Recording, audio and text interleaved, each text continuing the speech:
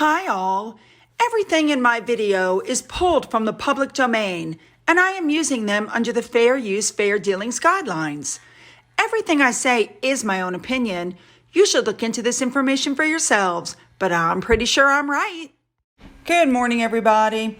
Well, we're going to start off with this picture of Johnny.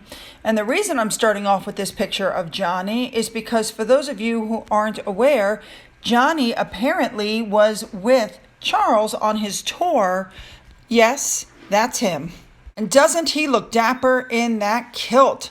Okay, let's zoom in just a little bit more. Yep, there he is. All right, so in today's video, we are covering Harry. We're covering what happened at Wimbledon yesterday and the day before. We're covering a lot. We're covering George was there. We're going to discuss what the heck is happening now with the Amber Heard case. This is just absolutely insane what is going on. And we're also looking at Oprah for a second there at the end. There's a little bit of some shocking information. Stuff that we all know, but when you put it together, it's like, whoa. All right, so let's just get in there and get started, shall we? Let's go. All right, we're starting off with a blind item from July 1st. Speaking of trying to rid themselves of something, this former cable actress turned worldwide celebrity. Yeah, you can read it. But basically, it's all about the bullying report. We all know the truth. She was not cleared. They're trying to put a spin on it that it was, cleared. But we all know if she was cleared, she'd be demanding the release of the report, which she has not done. All right, let's move on.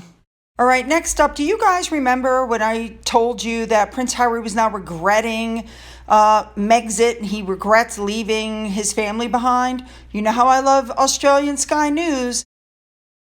Well, they were discussing the fact that the reports are out that Harry is very upset and unhappy with his life's decisions. Listen to this. Sort of family, so you get to see, but the dynamics and the amount of time that he spends away from his family in the UK, and obviously his children not being able to spend time with their grandparents, and obviously the Queen, I think, is terribly sad. Will he do a runner? I imagine probably at some stage. I actually think probably at some stage he'll get dumped when he no longer serves a purpose. You'll get dumped. Watch out, Harry. Run first. That's my advice. I heard they're actually taking bets in the UK to see how much longer that marriage is even going to last. Ugh. All right, moving on. So we're going to start off with what happened yesterday at Wimbledon or however you guys want to say it. 23-year-old, I hope I say it right, Alina Rybakina is the youngest player to lift the Venus Rosewater dish since 2011. Catherine went out to hand it to her after she won, and this is where the stories start to get a little bit controversial.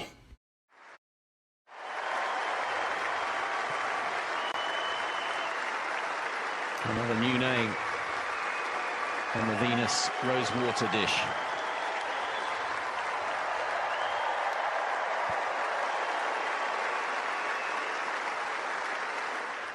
And the reason that this has become so controversial is because the winner is from Russia. Now, the reason this was so awkward is because Russian athletes have been banned from Wimbledon as a result of Putin's invasion of the Ukraine earlier this year. But it was Wimbledon's decision to ban the athletes, and it resulted in the major losing its ability to give players ranking points. But while she was born in Russia, she changed her allegiance to, I hope I say this right, Kazakhstan, and got citizenship there. So she may be Russian born, but she's not playing for Russia, if that makes any sense. Even this young lady's former coach mocked the royal family for giving her the trophy. But she's not a Russian citizen anymore. She's given up the citizenship.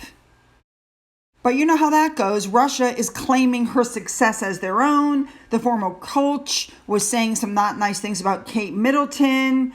I mean, it's, it's not, they don't have her anymore. That's it. She's not Russian anymore, people. Move on. But they just couldn't get past the fact that this girl grew up in Moscow, became a player in Moscow, and apparently, even though she's changed her citizenship, it's being reported she still lives in Moscow. And so the coach was going, yeah, they have to reward a native of Russia. Yeah, but she doesn't represent Russia, so everybody needs to just move on. So here we are now. It's the next day. Catherine and William have come back, and they brought George with them. You know, this is good training for George. So here is a small snippet of them arriving, and if you listen carefully, Catherine is explaining what each of these people does and what their role is. Watch this. Very nice to see you. Ian, hello. Good morning again. Is this George? This is Ian. Ian's in charge of everything here, George. Make sure that everything runs to plan. Well, that's the plan. That's the plan. Then we move on. Great. Thank you. Jennifer, lovely to see you again. So after they walk in, they meet William, who was there before them, and William walks up to give George a hug and a kiss. And I love the fact, if you listen carefully, the first thing he says to George is, "Are you okay?" Watch this.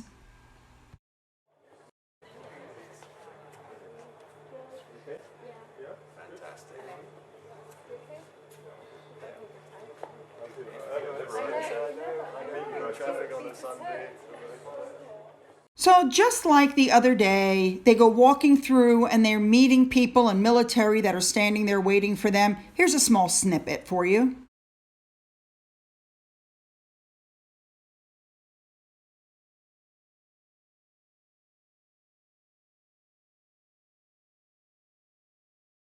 So after the obligatory meeting, small talk, and chats, which I must say, I'm sure after a while gets very, very tedious for them, but they always put a smile on and just keep going. They go walking across that raised bridge area there that we saw the other day, and they start making their way to their seats.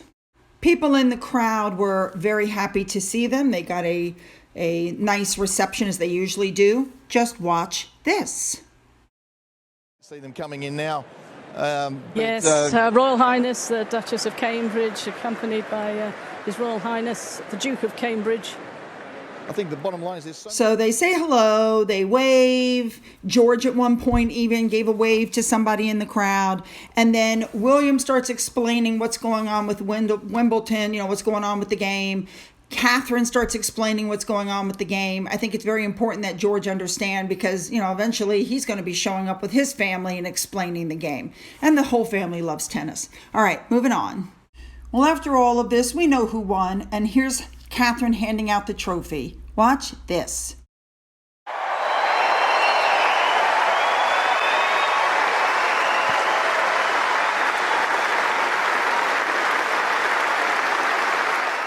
Good for him. Congratulations. All right, let's move on to our next story. All right, ladies and gentlemen, this article came out that essentially it looks like Prince Charles is going to take over for Regency soon. Apparently, they reviewed the Queen's official duties. Due to her mobility struggles, they removed some of the work she was previously expected to undertake, and her job description was updated. This is like the first time that's happened like ever. So they put out the Sovereign Grant Report, and apparently the report referenced the Queen's program of engagements, and they've all been swapped for broader reference. And in the report, it says that the Queen is, quote, greatly assisted by other members of the royal family who will undertake official duties on her behalf. And because that's an official change, they're saying that Charles is all but in name king. Interesting. No, others are saying that's not true, but that Charles has stepped up and is doing more things. But what it comes down to is if the Queen was either physically or mentally incapacitated and she could no longer be head of state, it's going to go to Charles. That's what should happen. All right, let's move on to our next story. All right, you guys, Harry's memoir, you know, the one that's supposed to come out in the fall at the end of the Platinum Jubilee, is apparently on hold. Now, there's a lot of stories going around about what's happening. Some are saying the book isn't juicy enough. Some are saying there might be some legal implications because I do believe that the royal family let it be known that if they printed anything that was untrue, there could be legal ramifications. So maybe they're double checking everything. Other rumors are that Harry is having to research, and people are going, What do you mean research? It's his life that he's writing about. What is he researching? Or maybe they're just holding the book back because Tom Bauer's book is going to be coming out either this month or next month. And maybe they're wanting to see what's in the book so that they feel that they can, I don't know, answer it. You know what I'm saying? That he can write something about it. Who really knows? If you're having a ghostwriter do it, it's not even really him writing it anyway. He's just talking to the guy. The guy is putting his personal spin on it. So really, it's not Harry's book. I don't care any way you look at it. It's just not. All right, let's move on now. All right, next up, we're walking away from the Royals at this time, and we're going to take a quick look at the Amber Heard case. Now, I'm not going to cover the whole case. You guys already know what happened. I think the whole world knows what happened with her. What I was shocked about was that after she lost the case, she went on national television and gave interview after interview where she once again defamed Johnny Depp. He could turn around and sue her again if he wanted to. Absolutely. She just keeps repeating himself over and over and over again, and she keeps saying the same things about him, things that have already been proven to be not true. We all know about the op-ed, and we all know about all of that and what she did. But here's the interesting thing. In these interviews, she said she felt the full force of the culture's wrath because she spoke to power. She was like ranting, and half of the stuff that she said, I didn't understand what she meant. Like it was really ridiculous. Anyway, they pulled out the text messages. They pulled out all of this stuff. We all know that during the trial, at some point, she was, crying incoherently. It was kind of odd. Even the jury said it was very odd. She kept staring at them before she'd answer a question. I mean, it was clearly she was trying to act, and she was not doing a very, very good job of it. That's all I can say. Even in the interview that she gave to Dateline, I believe it was Dateline, it wasn't good. It just wasn't good.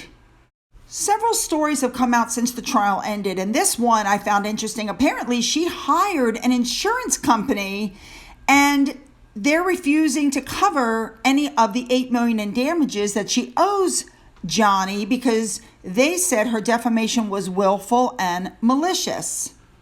Now, before we dive into all of that mess, I want you guys to know that Amber's attorneys filed a document seeking a retrial, claiming that there was somebody on the jury who shouldn't have been there. They said that it was a 77-year-old who was selected for jury service, but the 52-year-old with the last name and living at the same address was the one that was supposed to be served, that she has the right to a jury trial and due process, and it was undermined and compromised. They also said that under these circumstances, there should be a mistrial. So there's just a lot going on. So Amber got some insurance. It's a liability policy with New York Marine and General Life Insurance Company. And the policy covers wrongful conduct of all sorts, including defamation. But there's a clause which will likely see the company refusing to pay out. Now, under California law, which is the state in which the insurance policy was issued, because that's where Amber lives, the company can claim to refuse the payout if Amber was found to have committed willful misconduct, because the company says that in their determination, the judge found the defamation was willful and malicious. So now the insurance company wants the judge to declare that they're not going to be on the line to foot part of the bill based on the policy. Now, the fallout from this whole thing, as I said, is that the attorneys for Amber are demanding a new trial, claiming that the wrong person was on the jury and ruled against her. And the lawsuit that was filed by the insurance company is filed in federal court. This woman's luck, man, I'm telling you. The court is saying that there are safeguards in place to verify the identity of correct jurors, to make sure that everything is right. It's, their age, their address, their social security number, things of that nature. Her attorneys are claiming that those safeguards were circumvented and not followed, and therefore it should be a mistrial. It'll be interesting to see how that comes out. So when looking at the actual document that was filed, it's saying that the court needs to investigate whether juror number 15 was properly served. Did he properly serve on the jury? That they're saying it was the wrong person. It was the wrong birth date. That's what they're claiming.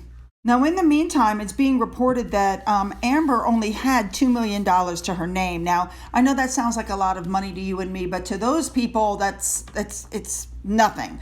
But with the award against her, she now has a negative $6 million worth.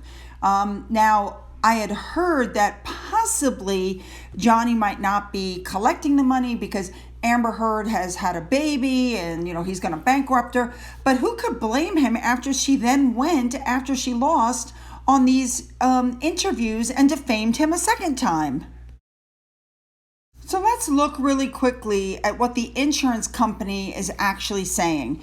Amber got this insurance in 2018, and it's for $1 million. Her award is, was offset by what she owes Johnny. So yeah, $1 million is just a little pinch, but it would help her. And we know that the policy covers damages that injure another, including defamation, unless it's malicious. Now, this is where things get really interesting. The insurance company did agree to pay for the attorneys for Amber for the claim without charge, free, but they were going to reserve the right to deny payment depending on what came out in court. So the insurance company selected an attorney to defend Amber Heard with the understanding that even though they were paying them, their duty and care was only to Amber. So at that point, she said she didn't want that law firm. They were free, but she didn't want them. You have to wonder why. And she had different attorneys in Virginia, and then people were questioning, well, who paid for those attorneys? Well, it turns out that Amber also had insurance with Travelers Insurance, and they are the ones that paid for the counsel. Now, it demanded that New York Marine also contribute to those fees, and they said no, they wanted a separate attorney for Amber. So now Travelers Insurance is suing New York Marine Insurance for the cost of her defense. This is just, the attorneys are the only ones coming out wealthy in this thing. So she refused the counsel that was given to her by the company. She lost the case, and now she's demanding that they fork over $1 million to Johnny Depp. And the company is saying no, because the defamation was willful, and also she didn't cooperate with the attorneys that the insurance company hired. I mean, I get that. So now the insurance company is going to court to prove that they don't have to pay her. It's really not that complicated. She owes the man the money. She defamed him. It was proven in court. And now she owes him money. Now, for those of you who aren't aware, Amber Heard is still under investigation in Australia over what happened with the dogs. She and Johnny took the dogs in illegally. They didn't go through the process of shots and all the stuff they were supposed to go through. So that's a whole nother case that's going on with her. All right, let's move on to our last topic of the day. All right, we're going to look at Oprah really quickly. This is just the weirdest thing. First of all, she opened a leadership academy for girls in Johannesburg in 2007. Less than a year later, 6 of the students who had been personally selected by Oprah to go to the institution came forward and accused the dorm matron of sexual and physical abuse. Then there was a second abuse scandal that went on. Now, one of Oprah's other friends, Jerry Harris, who stars in Oprah's Netflix show Cheers, has been sentenced to 12 years in prison after he was caught using his position to lure underage girls into being raped. Right. All right, next up we have this guy. I cannot even pronounce his name, but he's from a Brazilian city offering treatment for everything from depression to cancer. And he was praised by Oprah Winfrey, calling him inspiring. Now he's been arrested. More than 250 women, including his own daughter, have come forward to allege abuse that ranged from groping to rape. And And of course, we all know what happened with Oprah's longtime friend, Jeffrey Epstein. She had nothing to say about him until he was arrested, and then she jumped on the bandwagon and said, "Oh, every time he called, my skin just crawled, and I just didn't want to talk to him." Yet, I don't believe that for a second, especially with these photos. Sorry, don't believe it. Only friend of hers that hasn't been in trouble that I'm aware of is Gayle King. All right, you guys, lots of information. What do you think about all the lawsuits now that are going on with Amber Heard? Like, the attorneys, it seems to me, are the ones that are going to be making all the money. Maybe I'm looking at it wrong, but that's just the way I see it. What do you guys think about Harry's regret and wanting to come back to the UK? And what do you think about all these friends of Oprah that all turn out to be like weirdo pedophiles? What is that? Don't forget to leave those comments below. Don't forget to hit the subscribe button if you haven't done so. If you've already done so, double check and make sure that you are still subscribed. Don't forget you can follow me on Twitter, Getter, Rumble. You can email me. For those who have donated to my coffee fund through the link, and for those who have donated through the thank button, thank you very much. And as always, you guys, have a great day.